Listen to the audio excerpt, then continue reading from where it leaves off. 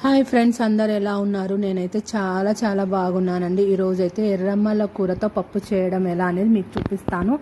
దానికి 2 టమోటాలు ఎక్కువే వేసుకోవాలి, కానీ మా ఆయన టమోటా రేట్లు ఎక్కువ ఉన్నాయి, కొద్దిగా పొదుపుగా వాడుకో అని చెప్పినాడు. అందుకే అండి ఒకే ఒక టమోటా వేసుకొని కొద్దిగా చింతపండు వేసుకున్నాను. కానీ ఈ పప్పు అయితే చాలా బాగుంటుందండి. దీంతో ఈ ఎర్రమ్మల కూరతో కూడా సాంబార్ చేస్తారు, అది వేరే వీడియోలో చూపిస్తాను. చాలా బాగుంటుందండి. అంతేకాదు మా పిల్లలకైతే ఫ్రైలు చేస్తే ఆకుకూరలతో ఫ్రై చేస్తే అస్సలు తినరు. ఇలా పప్పు చేసేసి తాలింపు పెట్టి ఇచ్చేస్తే బాగా 3 పూట్లైనా తింటారు. ఇప్పుడు ఫాస్ట్ ఫుడ్లకు అలవాటు పడిపోయినారు అందరూ. అందుకే అండి నేనైతే ఏ ఆకుకూర అయినా ఏ కాయగూరలైనా కానీ పప్పులో వేసేసి రామేసి తర్వాత పెట్టేస్తాను.